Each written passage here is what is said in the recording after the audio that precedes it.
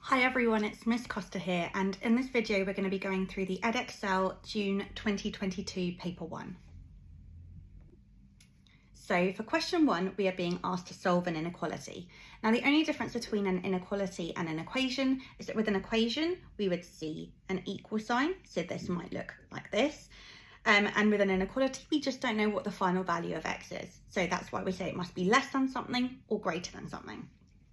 So here we are told that 7x minus 27 is less than 8. Now, when I'm trying to rearrange an equation in order to solve it, I always do the inverse operation. So 27 is being subtracted from 7x. So I'm going to add 27 to both sides. And the reason I do this is because minus 27 plus 27 cancels out to 0. So if I cancel that out, I'm left with only 7x. But to keep the equations balanced, whatever I do to one side, I have to do to the other. So then I'd be left with 7x is less than 35. When I have a number and a letter next to each other, so over here I've got 7x, that means they're being multiplied. So if they're like next to each other with nothing in between, it means they're being multiplied. So 7 times x, the inverse of multiplication is division. So I'm going to have to divide both sides by 7, because if I did 7 divided by 7, that cancels out to 1. And to keep them balanced, I have to do the same thing to the other side as well. So I'd be left with x is less than 5. And that's my final answer. So for this question, I'm being asked to write 124 as a product of its prime factors. So product means a multiplication, and prime factors are going to be factors, which are numbers that multiply into the number, and they have to be prime. So a quick reminder, if you may have forgotten, the prime numbers are 2, 3, 5, 7, 11, 13, and so on. We generally don't need more than those. Okay, so what we do is we start off by finding factors of 124. So we split it up into 2 branches, 2 factors that multiply to make 24. The easiest thing generally to start with is 2. So if I write 2 there, 2 times by 62 gives me 124. Now when I reach a prime number, and that's why it's helpful to write them up above here, I can circle it because the tree branch is extinguished. I could keep going on by saying, oh, 2 has a factor of 2 and 1. And then where do I go? 2 and 1 again, 1 and 1, and I go on till infinity. So there's no point. I know it's a prime number, so the tree branch is extinguished, I circle it and I know I'm done there. 64, however, or 62 rather, is not a prime number. So what I do is I find the factors of 62. Once again, 2 is generally the easiest number to divide by.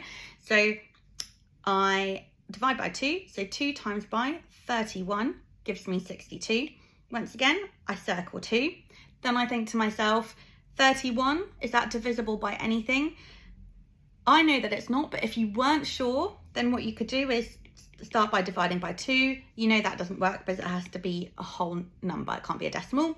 Then we start by 3. So the trick is to be dividing by the prime numbers. It gets you there fastest. 31 divided by 3 doesn't work because I know that 30 divided by 3 is 10. Then I could try dividing by 5. No, that doesn't work because it doesn't end in a 5 or 0. I could try dividing by 7. No, that doesn't work because I know 7 times 4 is 28. I could try dividing by 11. No, that doesn't work. So I'm going to go and say that 31 is a prime number. Okay, so now that I've written it, I can say 124 equals 2 times by 2 times by 31. And the reason I do this is A, it says it's a product means a multiplication. But if I actually did 2 times 2 times 31, 2 times 2 is, well, let's do it the other way, because it might be easier. So 2 times 31 is 62, and 2 times 62 gives me 124. So all you're doing is you're breaking up that number into a product, a multiplication of its prime factors. So hopefully this is quite a simple question. Okay, so we've got a long worded question and we can see ratio, fractions and percentages. So let's read the question, because with questions like these, honestly, the main mistake is that people misread them and then their maths is great, but they've misread the question, so they're not working out the right thing. So a delivery company has a total of 160 cars and vans. The number of cars to the number of vans is 3 to 7. So what we could do is just first of all work out how many cars and vans there are. So I'm going to split 160 into the ratio 3:7. Now I like to do this the pictorial method because it just shows you what's happening, but you can do it any way you want to. So I know that I'm splitting 160 into 3 parts plus 7 parts. So 1, 2, 3, 4, 5, 6, 7. Okay, so in total, you can see that there are 10 parts that I'm splitting it into. So I do 160 divided by 10, which is 16. So I know that each little part here must be worth 16. Okay, so I can fill it in like this. Obviously, I know there are much quicker ways to do it. I'm just showing the pictorial way for anyone that might not feel so confident. So I know that one part is 16, therefore 3 parts are going to be 3 times 16. So 16 times 2 I know is 32, add on 16 is 48. And then 7 times 16, I can just do 16 times by 7, 7 times 6 is 42, 7 times 1 is 7, add on 4 is 112. Okay, so therefore I know that there are 48 cars and 112 vans. To double check I've done this right, I can add them up. So 112 plus 48 makes 160, so then I know that the ratio is split in the right amount. Now each car and each van uses electricity or diesel or petrol. So 1/8 of the cars use electricity. So I'm going to just rub this working out. So let's write the key things here. I've got 48 cars and 112 vans. So 1/8 of the cars use electricity. So let's figure out what 1/8 of 48 is. I can just do 48 divided by 8. If you don't know, if the division doesn't come naturally to you, then just write it as a fraction and you can simplify. So divide by 2 would give you 24 over 4. 24 divided by 4. Again, if it doesn't come naturally, just divide by 2 would be 12 over 2, which is finally 6. So if mental maths isn't your strong point, that's absolutely fine. Just find tricks to help you for the non-calculator paper. So I know that 6 cars use electricity. 25% of the cars use diesel. Okay, so 25%. Hopefully you know that 25% is a quarter, but if you didn't, percent means over 100. So I could turn it into a percentage, into a fraction. Any percentage I can turn it into a fraction by writing it over 100 and then simplify. So a quarter of the cars use diesel. So 48 divided by 4. Again, if you can't do it in your head, just divide it by 2. So that'd be 24 divided by 2, which is 12 over 1. So I know that 12 are diesel and the rest of the cars use petrol. So if I know that I have 6 and 12 cars that use other methods, 6 plus 12 equals 18, and there are 48 cars in total. So 48 take away 18 gives you 30.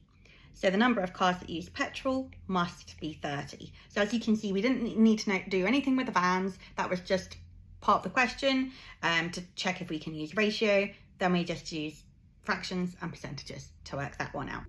So standard form is when I'm writing either really, really, really large numbers or really, really small numbers in a way that I can compare them easily. So write 1.63 times 10 to the power minus 3 as an ordinary number. This little indice, if it's a negative, it shows you it's going to be a small number. So you know you're going to be looking at a decimal number. So what we do when it's a negative number, we start with 0. And whatever this little number here is, that's how many zeros we want to write before our number starts. So we'd write 0.00163 because it says minus 3. There are 3 zeros before I start writing my number. And that's how we do that one. So 0.00163. Then we're being asked to write 438,000 in standard form. So to write a number in standard form, generally the rule is it needs to be a number between 1 and 9.9 times by 10 to the power of something. Okay, so let's turn this into a number between 1 and 9.9.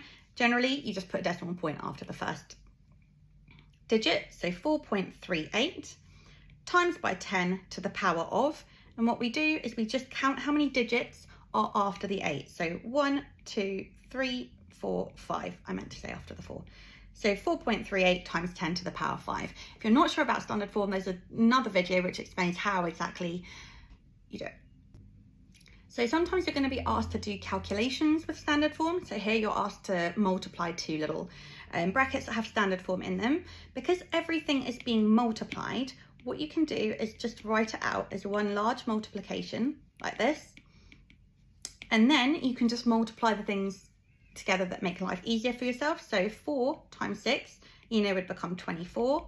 And 10 to the power of 3 times 10 to the power of negative 5. When you're multiplying indices, you add the powers together. So 3 plus minus 5 is going to give you minus 2. So that would be 24 times 10 to the power of minus 2. Now, they've told you to give your answer in standard form, and this is a little mean little thing that they sometimes do because you're obviously in the exam and you're like, oh, I've found the answer, but you haven't written it in standard form. So you always need to make sure this number is a number between 1 and 9.9. So I have to turn this into 2.4.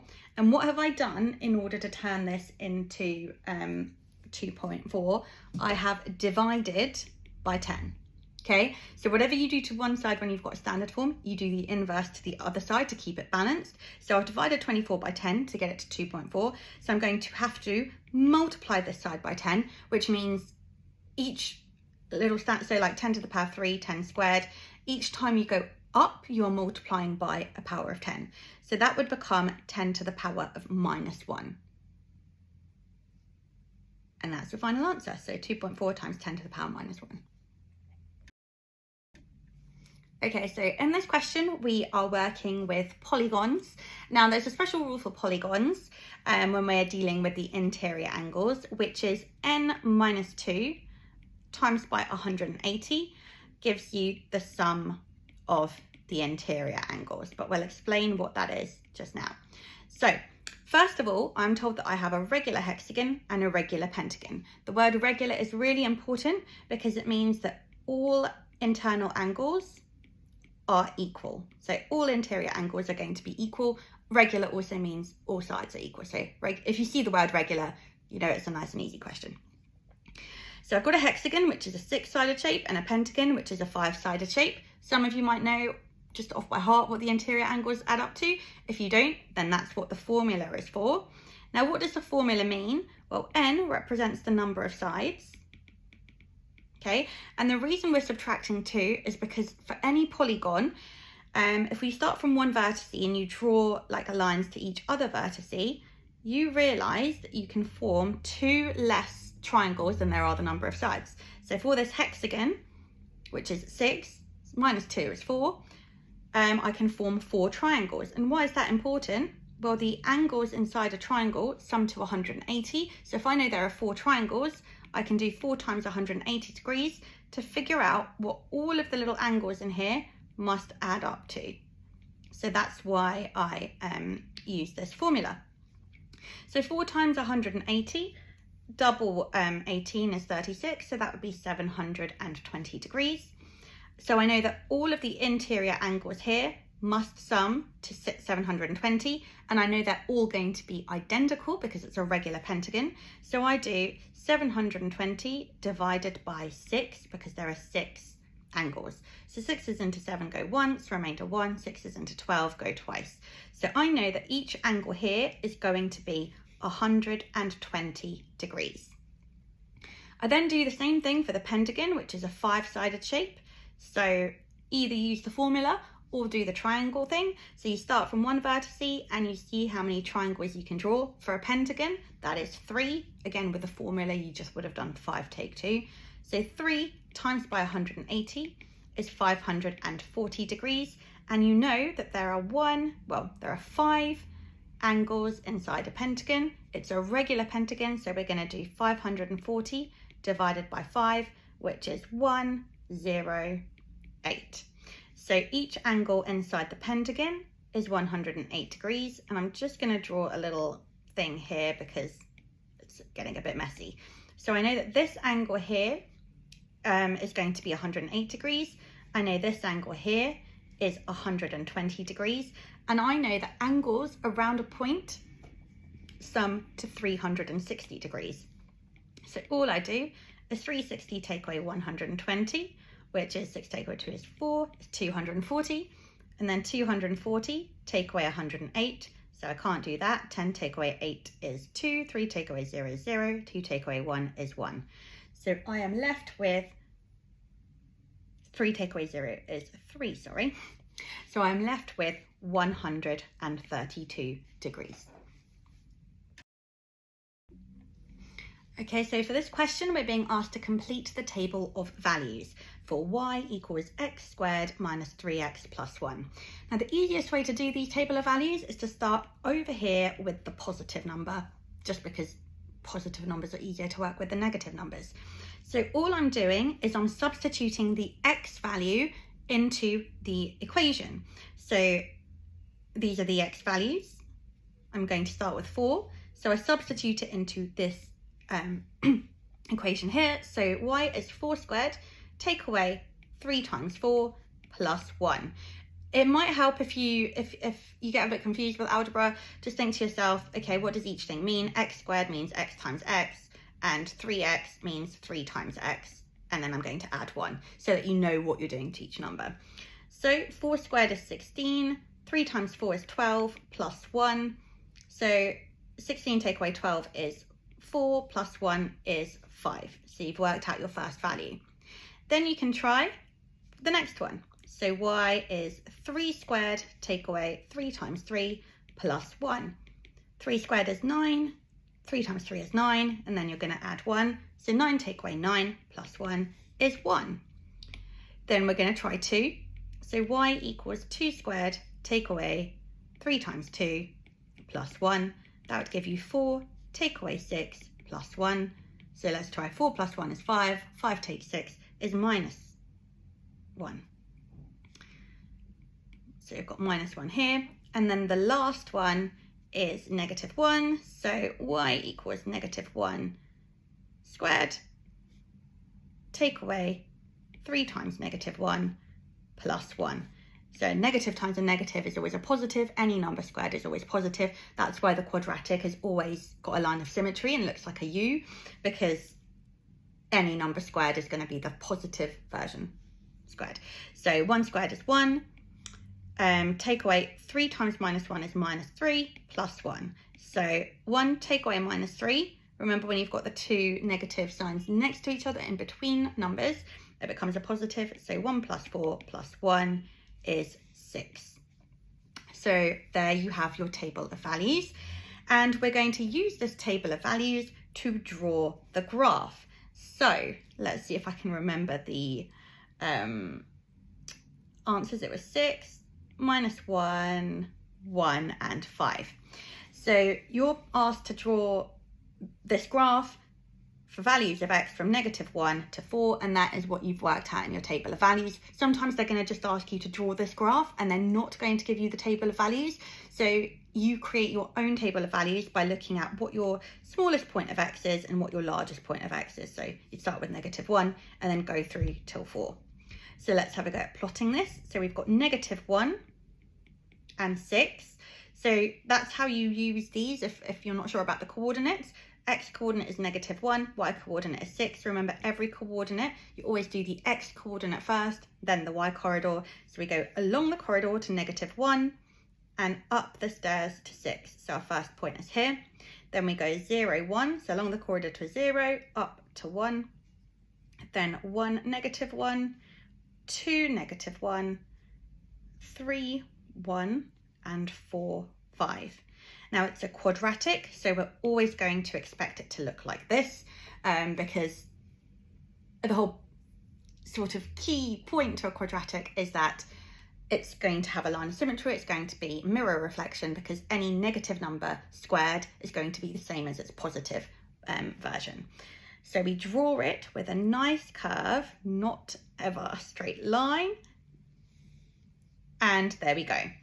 Now the next question is asking us to find estimates for the solutions of the equations. Of the equation x squared minus 3x plus 1 equals 0. So this is the equation, this is the graph of this equation, and what I want to do, I want to make this graph equal to 0.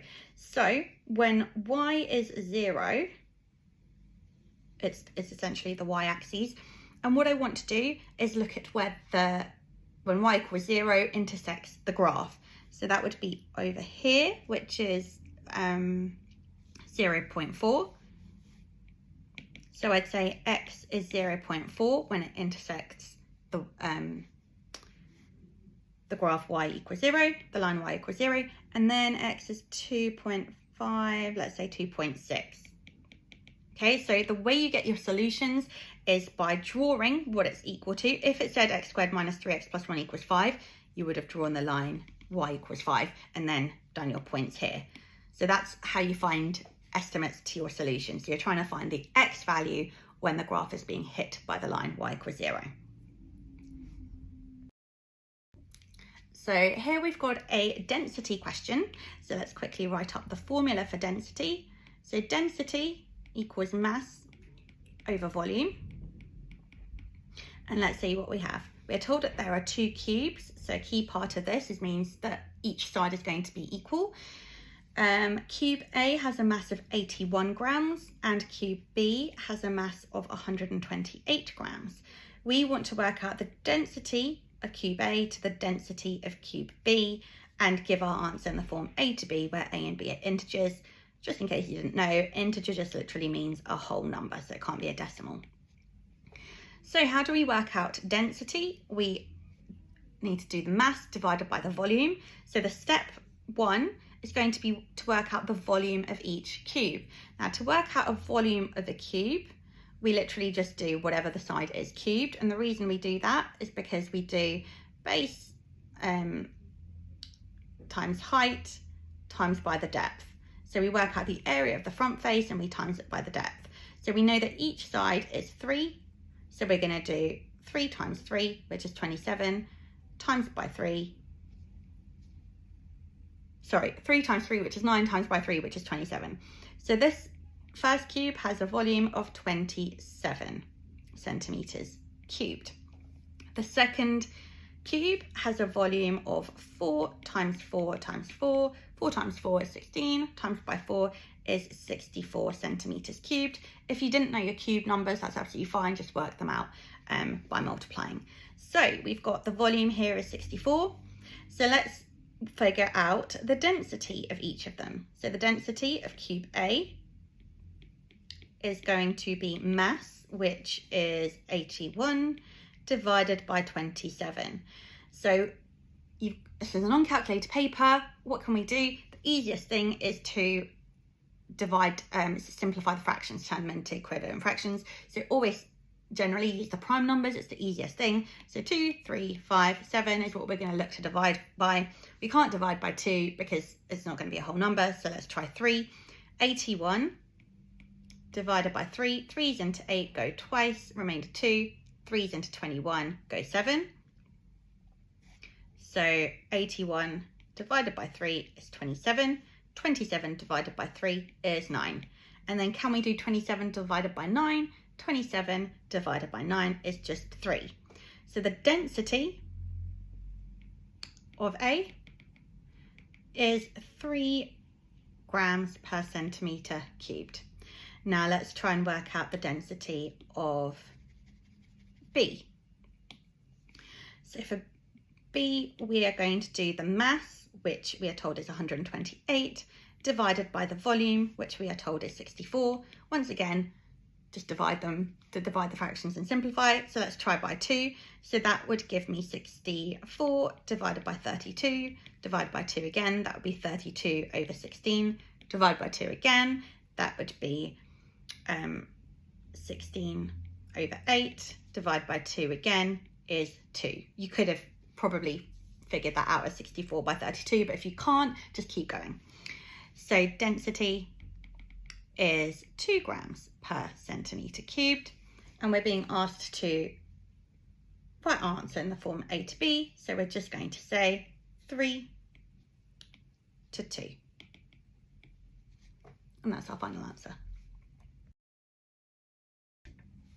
So here we're being asked to work out an estimate for the mean from a grouped frequency table. You know it's grouped because it's got class intervals. So if it just had a single number there, it would just be a normal frequency table, but this is a grouped frequency table.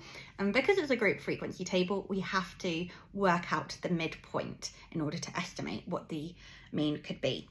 So we are told that the table shows the amount of snow in centimetres that fell each day for 30 days. So we know in total we have a frequency of 30. So we can just put that here. And we are asked to work out an estimate for the mean. So the first thing we do when we have a grouped frequency table is we're going to draw an extra 2 columns. The first column is going to be for the midpoint. So we work out the midpoint of the class interval. So the first class interval, and a class interval is just this thing here, it tells us what the data lies between. So the first class interval says 0 is less than or equal to the amount of snow, which is less than 10. So the midpoint of 0 and 10 would be 5, midpoint of 10 and 20 would be 15, then 25, 35, and 45. So midpoint is just the halfway. Then we work out the frequency, so frequency times by midpoint is what our final column is going to be. So you can just write a little times sign here to help you remember. So 8 times 5 is 40, 10 times 15 is 150, 7 times 25 is 175, 2 times 35 is 70, and 3 times 45 is 135. So to work out an estimate for the mean, what we are going to do is we're going to add the total of the frequency. So estimate for the mean is total of frequency times midpoint column divided by the total frequency. Okay, so we need to add this column up. So 150 plus 40 is 190. 190 plus 70 is 260. 260 plus 135 would be 395. And then 395 plus 175 you can just do with your column method. So 5 plus 5 is 10, 9 plus 7 is 6 plus 7, and 3 plus 1 is 4, 5, so that would be 570. So then we just do the mean equals 570 divided by 30. Once again, it's non-calculator, so find equivalent fractions. Well, this one's quite nice because we can, oh, why did it disappear? We can just divide by 10, so that becomes 57 divided by 3, and then we can just divide 57 by 3, so 3's into 5 go once, remainder 2 is 27, 3's into 27 go 9. So the estimate for the mean amount of snow per day is 19 centimetres. Okay, so in this question we have got quite a complicated looking solid. We are told that a cube is placed on top of a cuboid. So the key thing about the cube means that all sides are going to be the same. And it is shown in the diagram to form a solid. Now the cube has edges of 4 centimetres, so we know all of these little edges are going to be 4. The cuboid has dimensions 7 by 6 by 5, so we know all of the dimensions of the cuboid, and we need to work out the total surface area of the solid. Now the surface area is every part on the outside of the solid. If you imagined you were wrapping this as a Christmas present, the surface area is the area of all of the faces, all of the surface that you would put wrapping paper over. So we know it's generally going to be the majority of the cuboid, aside from this top face. There's going to be something funky going on there. And then the majority of the cube. So let's start with the cube. We know that 5 of the faces, if we try and visualize this, we've got the back over here, the front over here, then we've got the top face over here, and then we have this side face and this side face as well. So we've got 5 faces that all have an area of 16 centimeters squared. 4 times 4 is 16. So we know that we have to do 5 times by 16, which is 5 times 6 is 30, 5 times 1 is 5, plus 3, 80. So we've got 80 centimeters squared there. And now let's try and work out the surface area of the easy parts of the cuboid. So the cool thing about a cuboid is that the front and the back face are going to be the same, the 2 sides are going to be the same, and the top and the bottom are going to be the same. So let's start with the back face over here. So that's got a length of 5 and a width of 7. So I'd do 5 times 7, and the front is going to be exactly the same. So that's 5 times 7 as well. So I can do 5 times 7 times by 2, or I can just draw them out both, whichever way you prefer. So 5 times 7 is 35. I've got 2 lots of them. So I've got 70 centimeters squared there. Now let's do the side faces. So over here, I've got 5 times by 6. And then over here, I'm going to have exactly the same, 5 times by 6. So an area of 30 centimeters squared. And there's 2 of them, so a total of 60 centimeters squared. So I've worked out 4 faces of the bottom cuboid, or the only cuboid. And then let's just work out the area of the base. So the base down here, 7 times 6 is 42 centimeters squared. Now the tricky bit here, and this is the part that lots of people just get a bit confused by, is they're like, what do I actually have to work out here? Well, if you think about it, you've got this large cuboid here, and all of this area you need to work out, but you do not need this area here, which is the area of one of the faces of the cube. Now we know that the faces of the cube are 16 centimeters squared, and we know that the large, the area of the bottom is 42. So if we did 42 centimeters squared, subtract the small face that we're not using, 16 centimeters squared, it would leave us, oh, why did I undo everything? It would leave us with the pink bit, which is the area that is not covered. So the base of the cube and the top bit, they're kind of cemented to each other, so we don't include them in our surface area. So 42, take away 16, 2 take 6 you can't do, so 12 take 6 is 6, 3 take 1 is 2. So let's call it the random face is 26 centimeters squared. So now what we have to do is just add all of that together. So 80 plus 70 is 150. 150 plus 60 is 210 centimeters squared.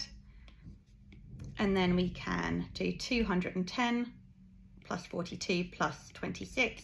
So 2 plus 6 is 8, 4, 5, 6, 7, and 2.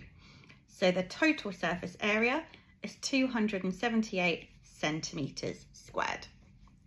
There's other ways you could have done this too. You could have worked out all of the area and subtracted that bit, but if you got an answer of 278, that's absolutely fine. I've just shown you one. So next question is a cumulative frequency. We are told that the table shows some information about the profit made each day at a cricket club on 100 days. So we know that the total frequency is 100. Now, cumulative frequency, all that means is like the running total. So we just add everything on top of each other. So from 0 to 50, we know we have a frequency of 10. Then from 0 to 100, what that means is we want all of this data. So 10 plus 15 is 25. And then from 0 to 150 means we want all of this data. So we'd add 25 to our total, which is 50. Once again, we want it up to 200. So we add on 30, which is 80. Then we add on 5, which is 85. And we add on 15. We know we are correct if our total frequency adds up to the total frequency that they told us. So 100 days. So now what we need to do is plot this on the graph above. I'm going to have to flick between both sides. So our first coordinate is going to be 50, 10. Just a quick note, the coordinates, you always do them with the end point of the class interval. So the first coordinate is going to be 50 and then 10. Okay, with frequency polygons, you do the midpoint, but with a cumulative frequency graph, it's always the last part of the class interval. So the largest value essentially. So first point is 50 and then 10. Then I've got 125. So over here. Then I've got 150 and 50. Ooh. And then 280, 280 is over here. And then I've got 250 and 85. And then I've got 300 and 100.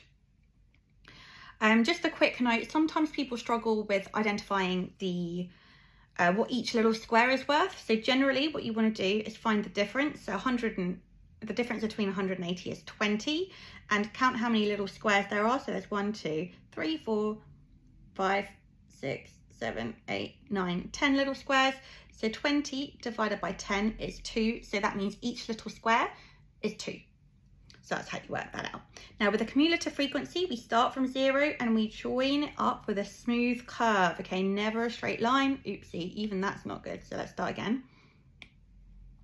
So you join it with a smooth curve and it should look like generally like an S shape. Okay, now here comes the fun part. We are asked to use the graph to find an estimate for the number of days on which the profit was less than 125. So they tell us which axes to use because it says we want to know the number of days. So that's what we're trying to figure out, on which the profit was less than 125. So we go along the x-axis to where the profit is 125, which is here. Okay, we draw a line up to the cumulative frequency and then we go across. Now mine might not be so accurate because it's like thick lines on a small iPad, but you always get a range of accuracy for your answers anyway. So let's see what that would be. So that would be 30. I know that each little thing is 2, so that would be 32. Ooh. 4, 6, 36. So that would be 36 days. Yeah.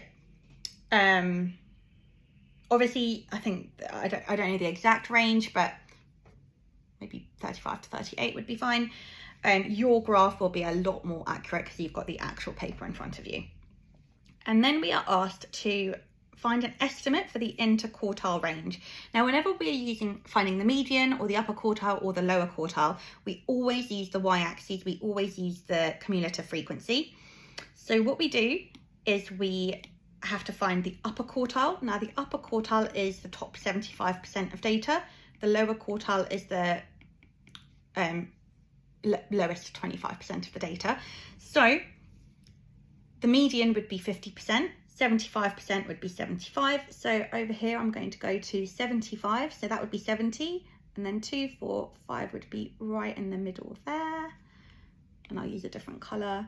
And then we go down. Now it is a little bit annoying. Mine won't be super accurate, but you'll get it on yours and you'll see exactly what it should be. So that's 175.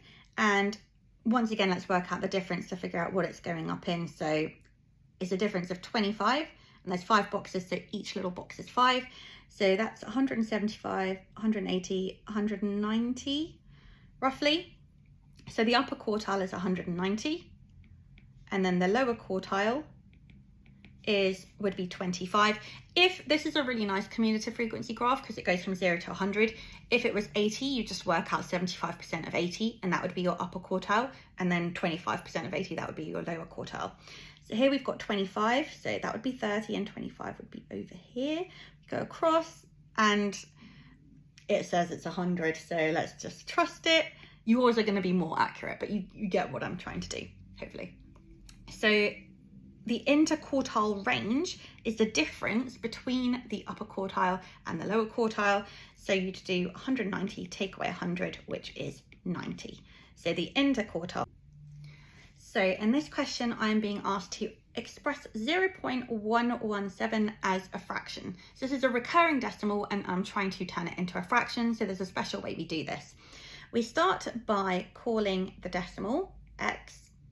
It's our starting value and it's what we're going to use to manipulate so that we can turn it into a fraction. So x is 0.117. Now I want to get to the point where the recurring part of the decimal, so this 0.17 recurring, I can subtract from another value so that it cancels out to 0, because then I have a whole number as a fraction and I've got rid of the recurring part.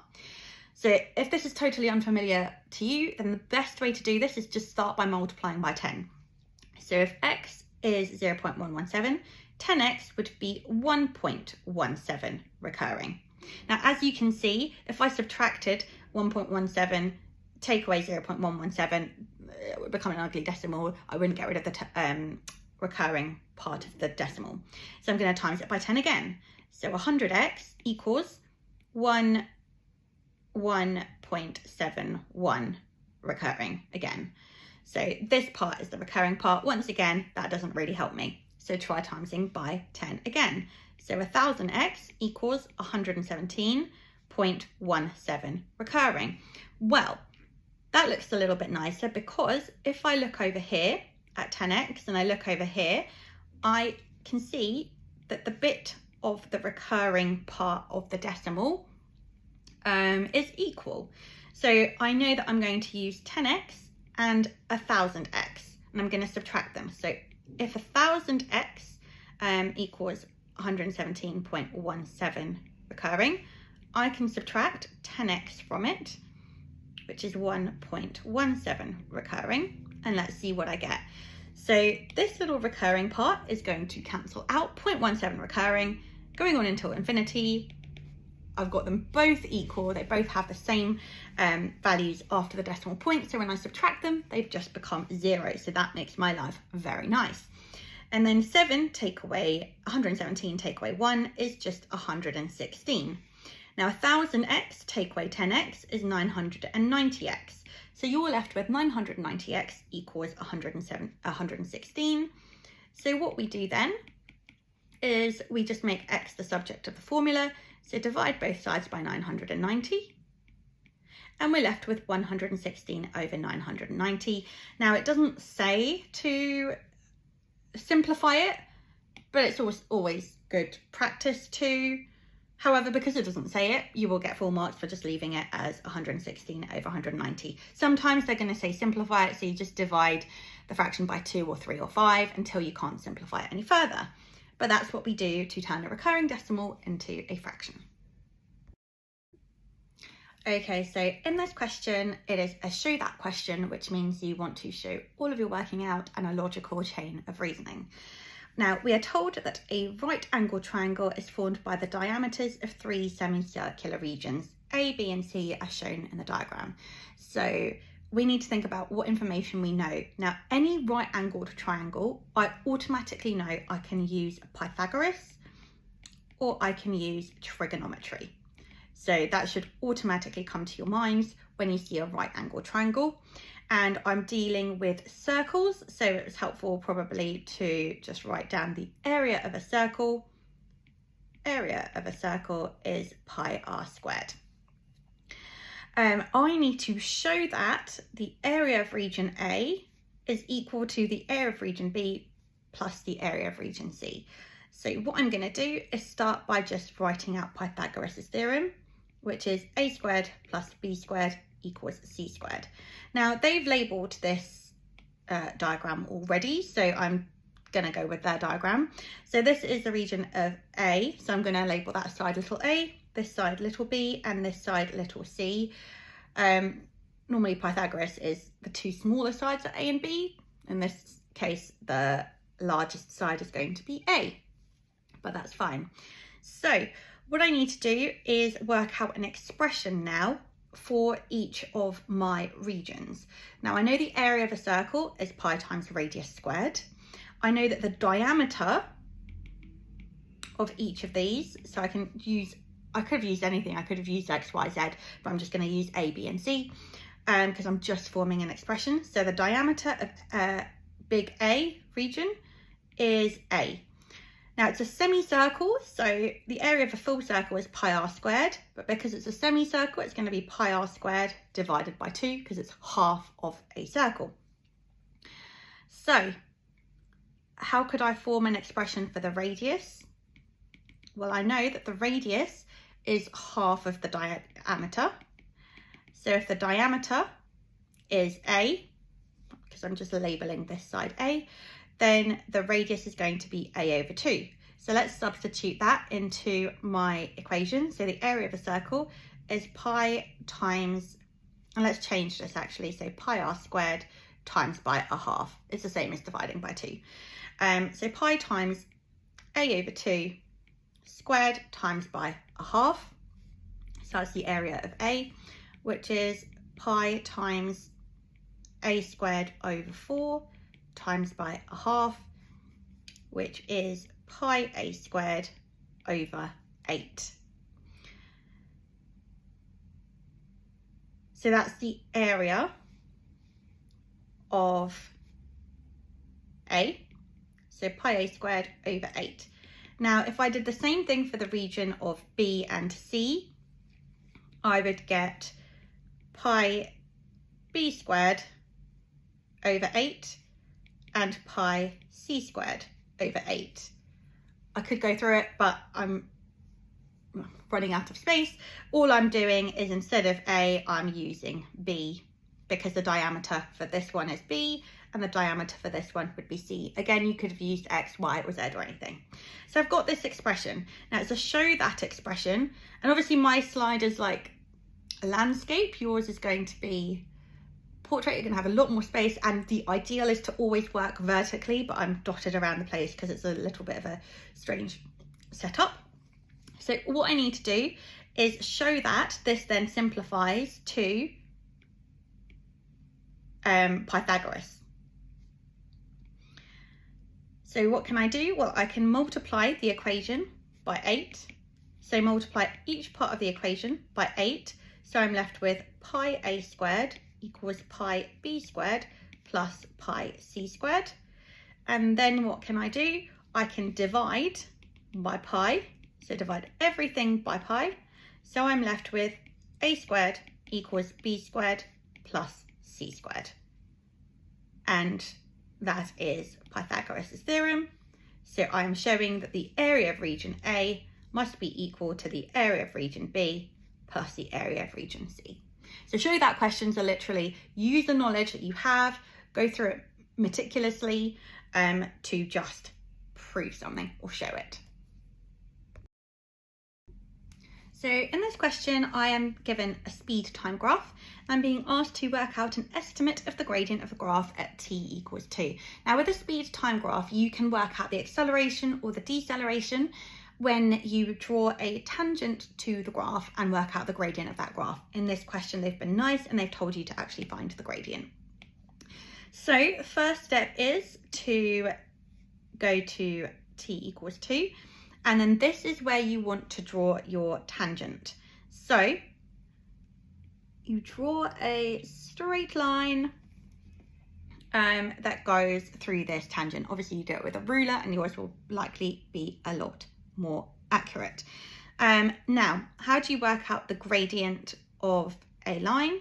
So you work out the gradient by finding the change in the y coordinates and dividing that by the change in the x coordinates. So let's have a look. I form myself a triangle. I'm going to look for a part where it goes through the, so the best way, the most accurate way to work out the gradient is by finding a part where the diagonal, where the line goes through a corner of one of the squares, because then it's accurate. So I found that over here, which was at, let's figure it out. So to figure out what each of the little squares is, you work out what the distance between the big squares are. So 6 take away 5 is 1. And then there are 1, 2, 3, 4, 5 little squares. So 1 divided by 5 is 0.2, which means each little square is 0.2. So that would be 4.246. So that's 4.6. Now let's find another nice part where it goes through over here. So 4.6, and that would be 1.8. So 4.6 take away 1.8 is 16, take away 8 is 8, 3 take away 1 is 2. So the change in the y is 2.8. Now let's work out the change in the x. So this is 4, which is quite handy. And then this is 1, which is also super handy. So that change in x would be 3. So the gradient is going to be 2.8 divided by 3. Now I can just do that over here. So how many 3's go into 2? 0. Remainder 2. How many 3's go into 28? Well, 3 times 9 is 27. And there's a remainder of 1. How many 3's go into 10? 3, remainder 1. So I know it's going to be 0.93 recurring. Now you're probably going to get different answers, and generally there's always an allowance because everyone's going to have drawn a different tangent. So as long as your answer's between 0.7 and 1.1, that's absolutely fine. It depends on how you do your tangent. So that's how we work it out. So whenever they're asking for the gradient, we draw a tangent and then work out the gradient from the tangent. Now, what does the area under the graph represent? Well, for a speed-time graph, the area always represents the distance travelled. Okay, so this is just a simple question. It's not asking you to do anything, but if it was asking you to work out the distance travelled, you'd need to know, you do that by working out the area under the graph, and you do that, it's just a little bit of extra just for, because generally these do come up. You'd work out the area of the graph by splitting it into little shapes. So over here, we could split it into a triangle, over here, a trapezium, over here, a trapezium, over here, a trapezium, and here, a triangle.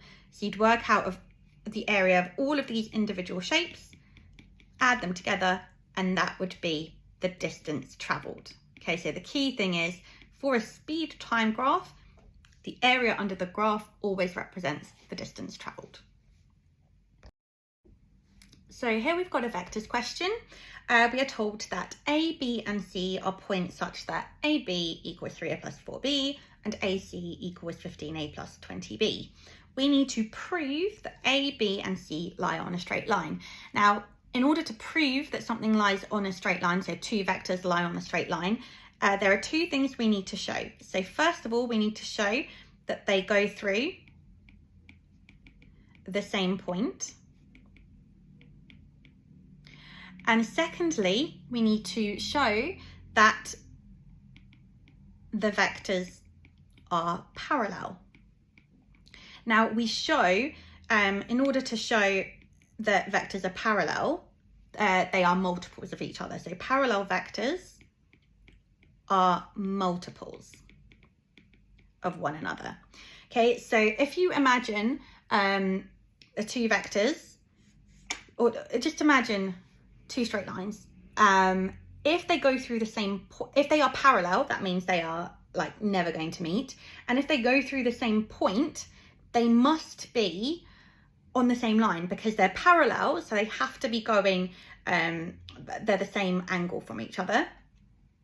And also they go through the same point, therefore the parallel line gets brought to this point. So that's why, how we can prove that points lie on a straight line.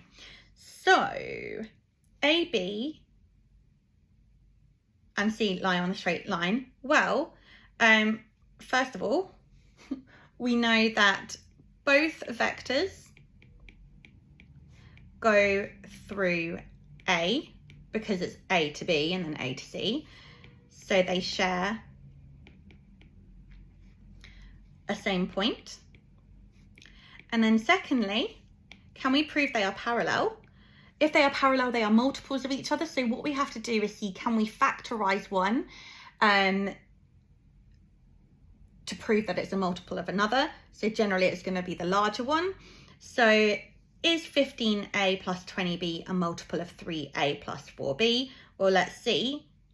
AC could equal, so 3a plus 4b. How many lots of 3? So 5 times 3 is 15a and 5 times 4 is 20b. Therefore, AC is 5 lots of AB. So that's your second proof. So you say AC is 5 lots of AP. Therefore, they are multiples and therefore parallel. Okay, so the key thing with a parallel, with a straight line, is you need to show that they go through the same point and that they are parallel, which you do by showing they are multiples of one another. And make sure that you write this little bit here so you express how that vector is a multiple of the other vector, because this little thing here, that is the vector AB. So for this question, I am told that D, E and F are 3 points that lie on a straight line such that DE is 3E plus 6F and EF is minus 10.5E minus 21F. I am being asked to find the ratio of the length of DF to the length of DE. Now this is a key part. I'm being asked to work out the length of DF as a straight line and the length of DE. So remember that vectors, they give you both magnitude and direction, whereas a length, it does not have direction and it cannot be negative because a length is a positive value. So that's something to bear in mind for later. So a length must be positive. So let's have a look at what's going on. So I need to first of all work out what the vector DF must be in order to work out its length. So DF would be worked out by adding the two vectors DE plus EF. So DF would be 3E plus 6F plus minus 10.5E. So I'm just going to subtract it because a plus and a minus, remember, becomes a negative. So 10.5E minus 21F. So let's simplify that. 3E minus 10.5E is going to become minus 7.5E, and then 6F minus 21F is going to be minus 15F. So DF, the vector, is minus 7.5E minus 15F, but as a length, the length DF is 7.5E plus 15F because it cannot be negative. So the length DF is 7.5E plus 15F. The length DE is going to be 3E. So let's put that as a ratio. 3E plus 6F. So what I want to do now is find the, the multiple, my brain has stopped. Basically, what is DE multiplied by to get to DF? So there's a few ways you can do this. The easiest way is to just think, okay, 7.5 divided by 3, 7.5 divided by 3, 3's into 7, go twice, remainder 1, 3's into 15, go 5. So 3E plus 6F multiplied by 2.5 gives you 7.5e plus 15f. Therefore, this 7.5e plus 15f is 2.5 lots of 3e plus 6f. So the ratio would be 2.5 to 1 because it's 2.5 lots of that.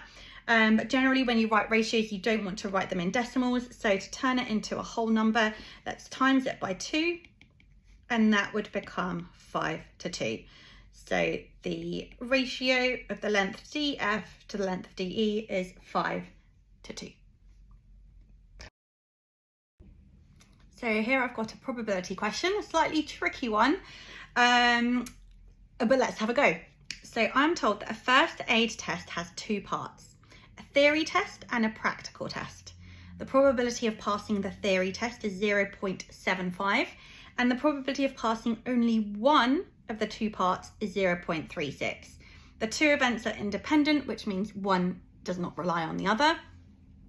And I am being asked to work out the probability of passing the practical test. So I can start by drawing a probability tree just to visualize what's going on.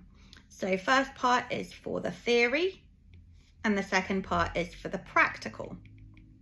Thankfully, I've been given information for the theory. I know that if I passed it, the probability of that happening is 0.75. So I could work out that the probability of failing must be 0.25 because on a probability tree, your branches must always add up to 1. Now, unfortunately, I've not been given any information for the practical, and when I have not been given any information, the best thing I can do is use algebra. So I can just call it anything. Let's call it P. Oh, why did it delete it? I hate it when it does that. So let's call this P. I don't know what it is, but I know that so that's for passing, that's for failing, that's for passing, that's for failing. Because probability tree branches must add up to 1, I know that the probability of failing is 1 minus P. Same over here, the probability of passing and the probability of failing is 1 minus P.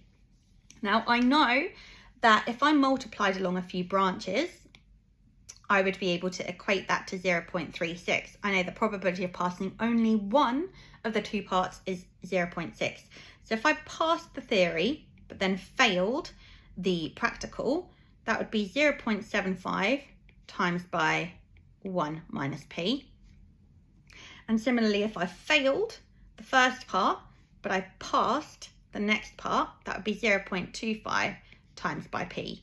And I know that if I added them together, because once you've got your final probabilities, you add them together and that gives you your probability. So if I added these together, that must equal 0.36.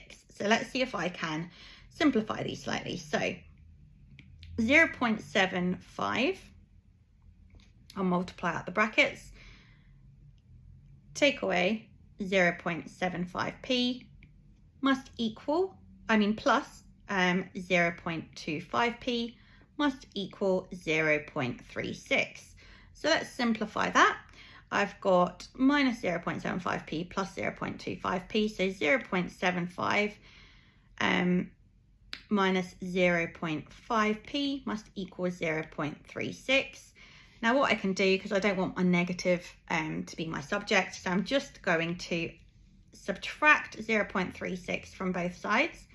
So 0.75 take away 0.36 is going to give me 15 take away 6, which is 9.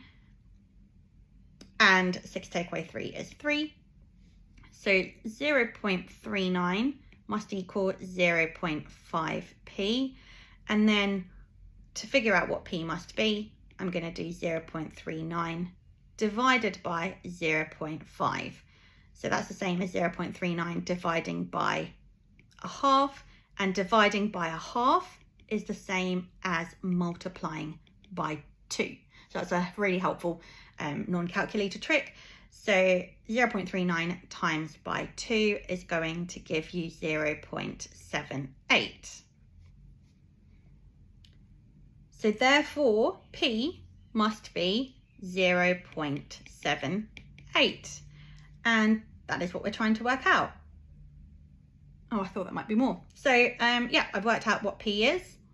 The key thing with things like this is to remember you're most likely going to be using algebra if you have an unknown. So just set up an equation, and generally, so I could have called this here F, but you generally want to make your equation so that you have the same variable, because then you can manipulate it easier.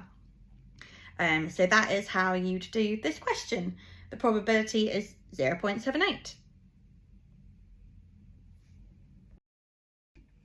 So over here we are given a question that relates to direct proportion and inverse proportion, and they're asking us to form a formula connecting the two.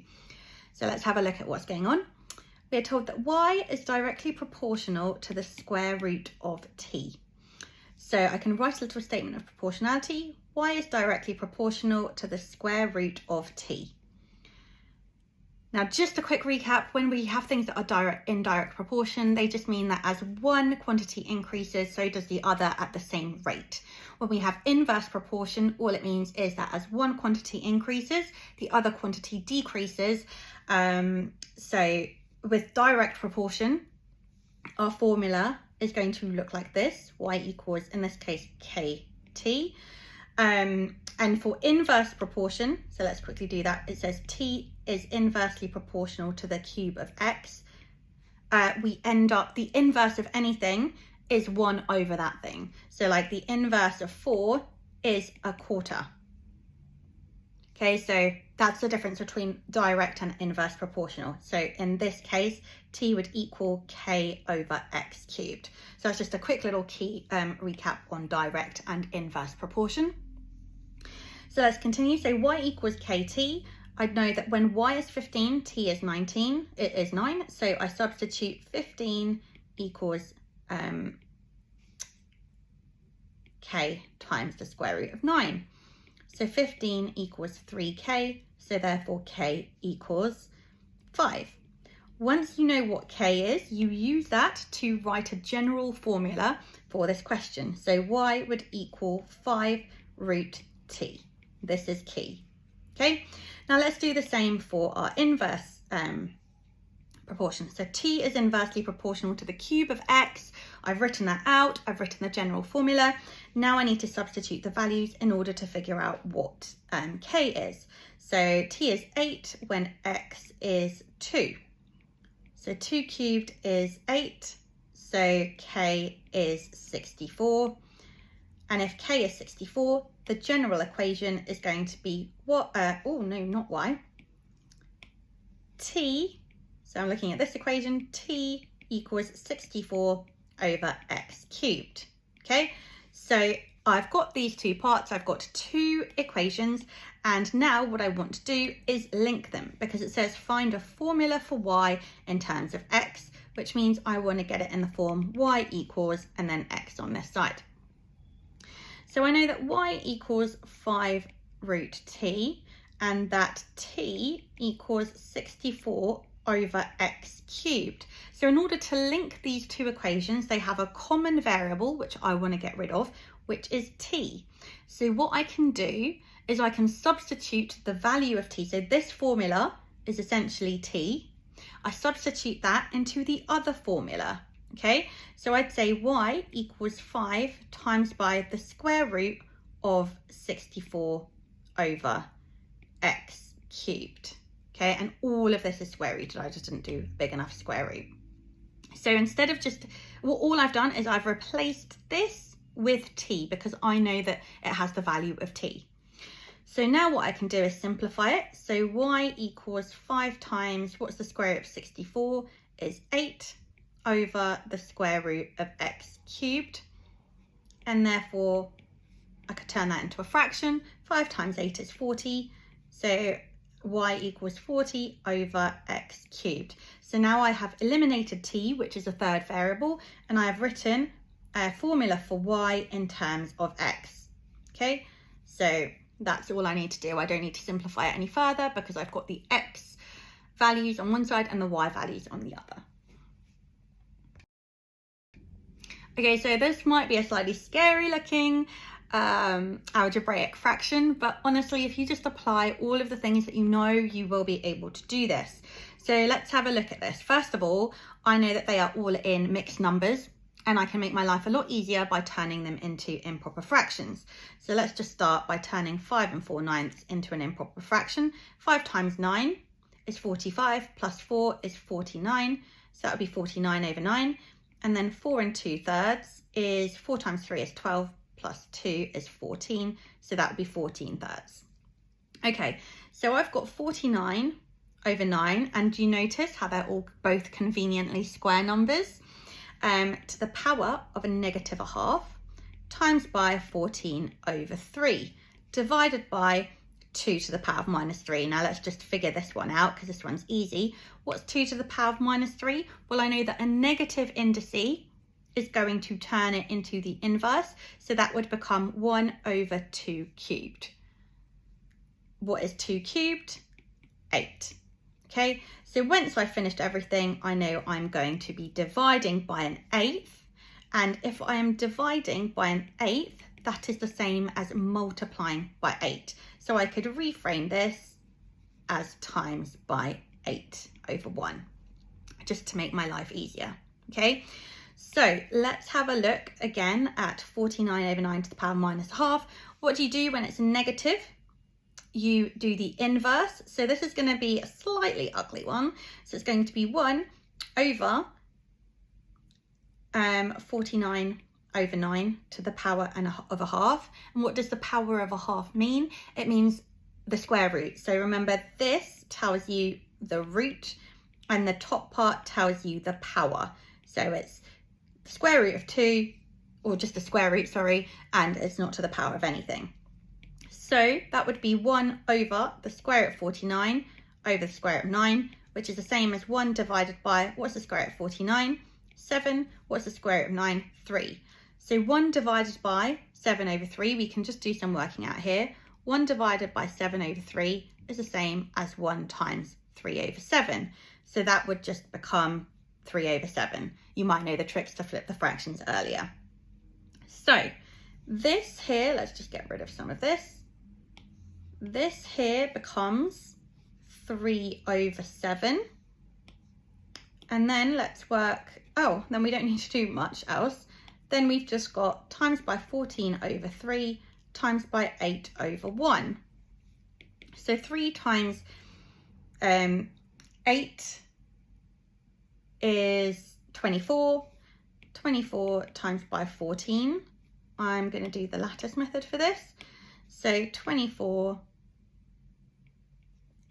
times by 14, just because I like it and it's fun. 4 times 1 is 0, 4. 4 times 4 is 16. 2 times 1 is 0, 2. 2 times 4 is 0, 8. So let's add the diagonals. That's 6. 4 plus 8 is 12, plus 1 is 13. 2 plus 1 is 3. So that's 3/36. So 3/36 over 7 times 3 is 21. So let's divide everything by 3. So 3/36 divided by 3 is 112. So that's 112 over 7. Now let's divide 112 divided by 7. 7's into 11, go once.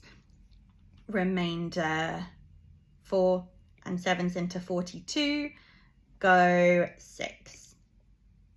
So 112 divided by 7 is 16. So your final answer is 16. If there are parts of this that confuse you, let me know and I can break it down into other bits of the video. But the key thing is all of you can convert a mixed number into an improper fraction. So you could at least collect some marks for that. 2 to the power of -3, you should be able to do, hopefully. If not, remember, a negative just means you're doing the inverse. So whatever it is, ignore the negative, put it as 1 over that thing. So hopefully there are some marks that you can pick up and hopefully you see the progress of this. If not, let me know and I can redo that.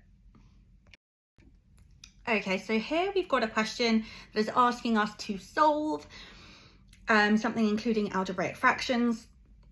So let's have a go and see what we need to do.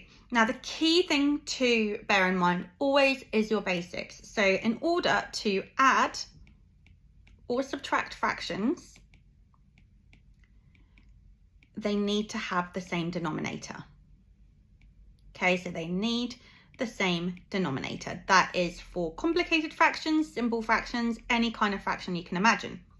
So the first thing we want to do is look at these algebraic fractions and write them with a common denominator so that I can add them.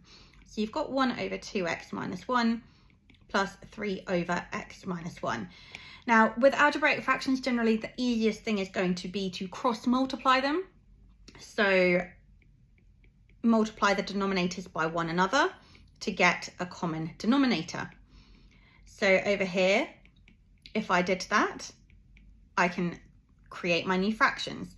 So what have I done to the denominator to turn it into this? I've multiplied by x minus 1. So the numerator must also be multiplied by x minus 1, because for a fraction to be kept in the same proportion, the numerator and the denominator need to be treated the same. And then what have I done to this fraction? I have multiplied it by 2x minus 1, so that would become 3 brackets 2x minus 1. The quick way would be literally to do this, where you know that you're going to be multiplying it like that, as long as you understand why. So then what I can do, they are both with the same denominator, so I can just add the numerators together. So x minus 1, let's expand the brackets, plus 6x minus 3 over 2x minus 1, x minus 1. Let's simplify that. X plus 6x is going to give me 7x, and minus 1 minus 3 is minus 4. So now I have got a nice fraction. Well, some of you might not think it's that nice. And it is equal to 1, don't forget that part. So what can I do next? Well, I have brought it together, and this is asking me to solve. When I'm being asked to solve something, that means I need to find the value of x. Generally, if it's something complicated like this, you're most likely going to be getting it in the form of a quadratic. So I can multiply both sides by the denominator so that it's no longer a fraction, and I end up with 2x minus 1, x minus 1. Once I'm here, I just need to manipulate the algebra a little bit. So let's expand the brackets. That would give me 2x squared minus 2x minus x plus 1. I can simplify that. So that'd be 7x minus 4 equals 2x squared minus 2x minus x is minus 3x plus 1. Now you've got your quadratic, but in order to solve a quadratic, you must make it equal to 0. Okay, so in order to solve the quadratic, it needs to be equal to 0. So let's manipulate it. So one of the sides is 0. So let's add 4 to both sides and then subtract 7x. So 0 would be 2x squared minus 10x plus 5. So here you've got a quadratic, and if this was a super nice question, then you would just be able to factorize it by putting it into brackets. However, it's not quite so nice, and a little hint to that may have been this over here, which may perhaps indicate to some of you that you need to use the quadratic formula. So let's write our expression out. 0 equals 2x squared minus 10x plus 5, and then the quadratic formula, which is x equals minus b plus or minus the square root of b squared minus 4ac over 2a. Now, if you find the quadratic formula a little bit tricky to use, the best thing to do is start by actually saying what your values are. So every quadratic is written in the form ax squared plus bx plus c, where a is the coefficient of x squared. So in this case, a is going to be 2, b is going to be negative 10 because b is the coefficient of x, and c is the number on its own, so c is going to be 5. So let's plug that into the formula. So x must equal minus 10, because b is minus 10, square root of minus 10 squared minus 4ac over 2a. So let's simplify that. Minus 10 is just going to be positive 10. Oh, sorry, I forgot to put plus or minus. The square root of minus 10 squared is going to be 100. And 4ac, 4 times 2 times 5 over 2 times 2. So what does that then give you? You've got x equals 10 plus or minus the square root of 4 times 2 is 8, times 5 is 40, 100 times, take away 40 is 60 over 4. Now, we've got a third, okay, so we've simplified it. So if you've got this far, that's amazing. But we want to look at the question and what it's asking us to do. So it's saying, give your answer in the form p plus or minus the square root of q over 2. So we know that we want to simplify this fraction. So let's have a look at what we can do with the third first. Now, once again, if you did get this far and you're like, okay, this is as far as I can go, that's great, well done. But have a look and see if maybe you could get a bit further. So let's look at simplifying the third. So square root of 60, how else could I write that? Well, I'm going to try and look for the largest square number. So square numbers are 1, 4, 9. Let's see if 4 fits into it. So I know that I could write that as root 4 times by root 15, because 4 times 15 makes 60, which is the same as 2 lots of root 15. So I could then rewrite this as x equals 10 plus or minus 2 root 15 over 4. And now it's a lot easier to divide the fraction and turn it into a fraction over 2, because I could divide each part by 2. If I was dividing the root 60 over 2, I'd have to split it into root third, okay. So we've got each part divided by 2, x would be 5 plus root 15 over 2. So that is what your final answer should be. But if you've got to here, then that is still pretty amazing. Just always with a third, think how can you simplify it? And then it makes everything else easier. Okay, so here we have a tangent to a circle question, which is super fun. So we are told the center of a circle is a point with coordinates -1, 3. So we can just draw a little sketch, and we know the center of the circle is going to be -1, 3. The point A with coordinates 6, 8 lies on the circle. So we could just estimate roughly where A is over here, because it's +6. So it's going to be to the left, and it's 8. So it's going to be higher up than 3. So this is, let's say, point A, which is 6, 8.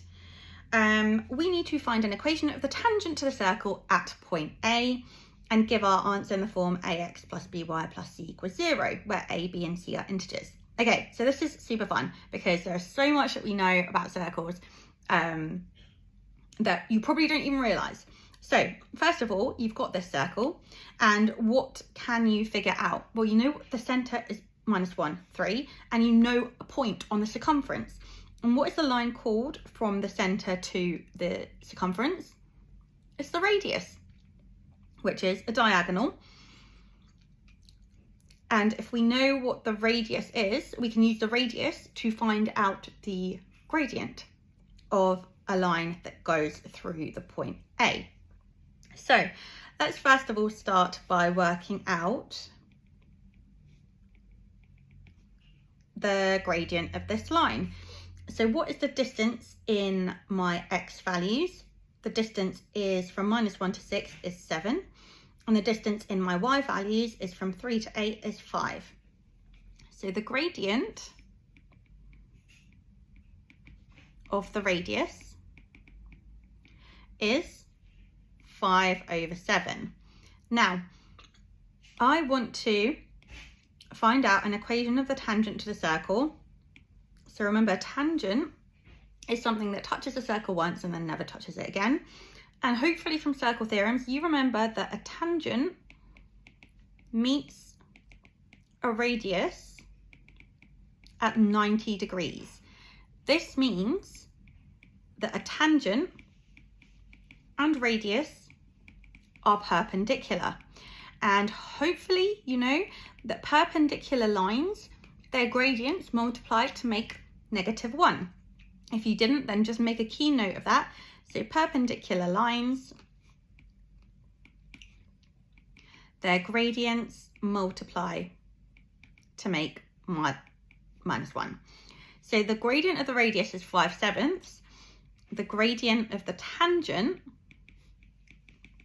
must be the negative reciprocal of this. So minus 7 over 5.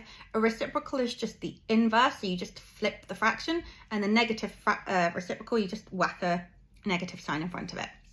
So I know the gradient of the tangent must be negative 7 over 5. So I've got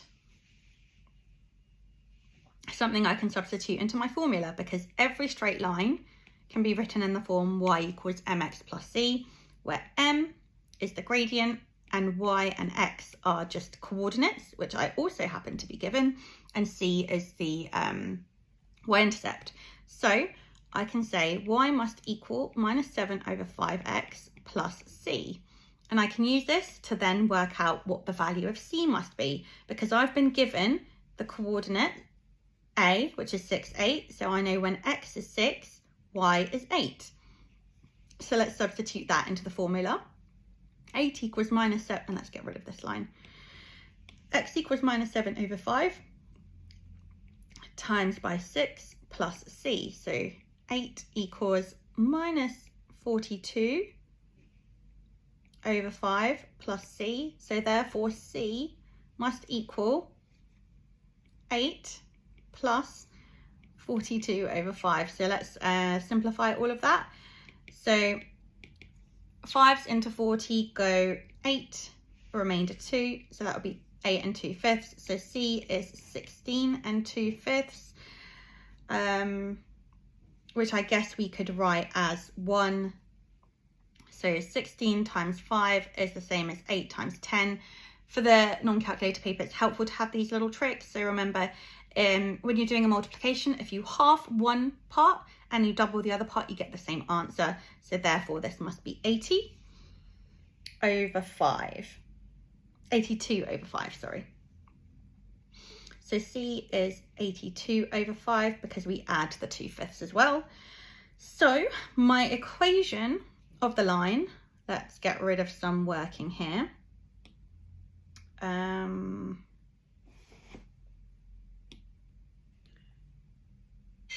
Okay, let's get rid of all of this. Hopefully you've been writing things down as we go along. Oh, now I've forgotten what the gradient was. I think I said, so y equals minus 7 over 5 x plus 82 over 5. I'm going to hope that was right. Let's see. So hopefully you see how I got that y equals mx plus c. I worked out the gradient and I worked out the c-intercept by substituting the 0.68 into the equation. So it's asking me to give it in the form ax plus by plus c equals 0, most likely because they're all being divided by 5. So if I multiply both sides of the equation by 5, I can get it so that they're no longer in fractions. So 5y equals minus 7x plus 82. And then if I move everything to the other side, I end up with 5y plus 7x minus 82 equals 0. And they want it with ax, so we'll say 7x plus 5y minus 82 equals 0. And that is your final answer. So once again, if things in this seemed confusing, there's a lot. So tangent to a circle incorporates lots of different bits. The key thing is know that a tangent meets a radius at 90 degrees, know that perpendicular lines have a gradient, so multiply to make -1, and then know how to manipulate equations. But once again, if you struggle with this, let me know in the comments and I can write a follow-up video. Okay, so we made it to the last question. This is gonna be a super fun question, so get ready. So we are told that the diagram shows 3 circles, each of radius 4 centimeters. Now, this is the last question, so it's gonna be a tricky question. So we want to extract as much information as we possibly can. And the fact that they've told us that they're identical circles, each of radius 4 centimeters, is a key piece of information. The centers of the circles are A, B, and C, such that ABC is a straight line and AB equals BC equals 4 centimeters. So we know that this AB is a radius and it's 4 centimeters, and BC is also a radius and it's 4 centimeters. We need to work out the total area of the two shaded regions and leave our answers in terms of pi.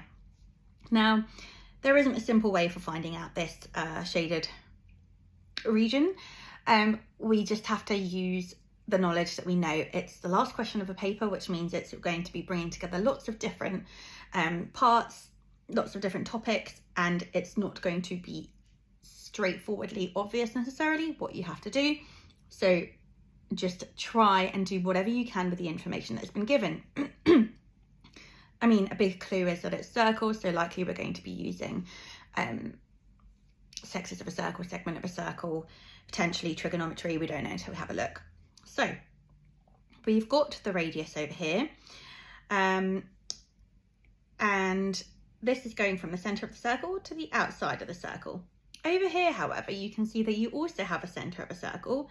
So what I could do is create another radius over there, and I know that would be the radius because from the centre to any point on the circumference is a radius.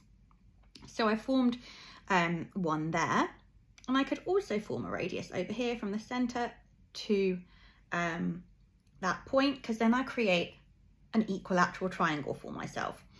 So this is going to be helpful because I can then figure out an angle and figure out the sector. So hopefully you are happy with how I have created this equilateral triangle, each of side 4 centimeters here. So the first thing I can do is, well, there's a few things I can do. Let's first of all start by thinking how we can tackle this problem. So I can see that I've created an equilateral triangle. This means that I can figure out what this angle is. This means that I could work out what the area of this sector is. Okay, so that would be the area of a sector. Now, because these are identical circles, I know that I can form 4 of these, and therefore I could work out the area of 4 of these sectors. So hopefully you can see this shaded part that I'm shading in are things that we can all work out. So I could work that out. So what I need to do is work out 4 times the area of a sector. Then what would I need to do? Well, I've got these little bits here left over, okay? And hopefully you can see that if I took away, so let's take away the first one over here so I can show you properly. So if I had my triangle here, it's still here, and if this was the whole sector there, to work out this little shaded bit, or the bit that I've shaded in, the little bit of the segment, what I would have to do is, let me just write 4 times area of segment. What I would have to do is work out the area of the sector and subtract the area of the triangle. Okay, so hopefully you can see where I'm trying to go with this. Because if I know the area of all of these little parts here, then this over here is my full circle. Okay, so I just need to do the area of the circle, take away 4 lots of the area of the sector, take away 4 lots of the area of the segment, and then I'm left with the shaded regions here. Okay, it's a very complicated, convoluted way of finding them. So let's start with what we can figure out. Can I work out, this is the ultimate formula I'm aiming for. So actually maybe I'll write it up here. So area of circle, take 4 lots of area of segment, take 4 lots of area of sector. Now, do I know what the area of the circle is? Well, area of a circle is pi times radius squared. I know that the radius is 4, so the area is going to be pi times 4 squared, which is 16 pi. So that's a nice little bit that I can just tick off, 16 pi. Now, let's have a look at working out the area of the segment. So the triangles that I have formed are all formed by radii, equal radii. So their sides are all equal. Therefore, it's an equilateral triangle. And what do I know about equilateral triangles? Well, I know that their sides are all equal and their angles are all equal. If you didn't automatically know that an equilateral triangle has angles of 60 degrees, then you know that angles in a triangle sum to 180, and you know there are 3 of them, so you would have just worked it out like that. Okay, so for my triangle, I know that the angle is 60 degrees. Now there's quite a few ways I can work out the area of a triangle. I am just going to do this by splitting it up into two identical isosceles triangles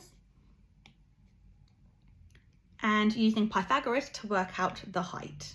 Okay, so if the base was originally 4, the whole base is 4, this little base here is going to be 2, half of it. And I know this side is going to be 4. So I'm going to use Pythagoras. So c squared take away a squared equals b squared. I know I've got the hypotenuse because it's the line opposite the right angle.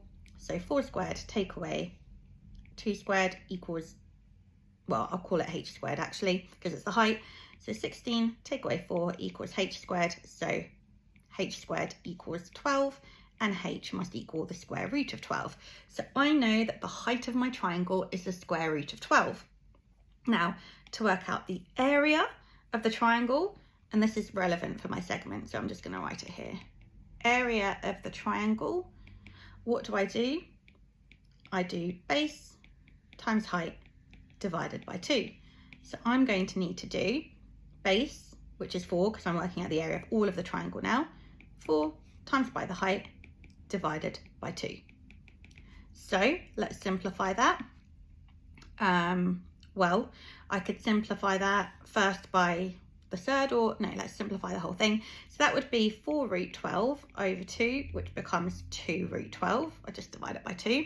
And now what I would want to do is simplify my third. So let's just get rid of all of this over here. So let's simplify the third. This is still working with the area of the triangle. Area equals 2 times by, and root 12, let's find a square number that fits into it. I could write that as root 4 times by root 3. So let's simplify that to 2 times root 3, which is 4 root 3. So the area of the triangle is 4 root 3. Okay, now if I know what the area of the triangle is, let's get rid of this again so that you can see. If I know what the area of the triangle is, I can figure out the area of the segment. But first, let's work out the area of the sector. So I'm jumping around all over the place. So the area of the sector, I've just saved that knowledge about the area of the triangle for later. The area of the sector, how do I work that out? Area of the sector is going to be pi r squared times by the angle, theta over 360. So the area of any sector is the normal formula for the area of a circle times by the angle over 360. So in this case, that is going to be 16 pi times by 60 over 360. 60 because the angle here is 60 degrees. So let's simplify that. That would be 16 pi times by a sixth. So that would be 16 pi over 6, which I could simplify to 8 pi over 3, just divide it by 2.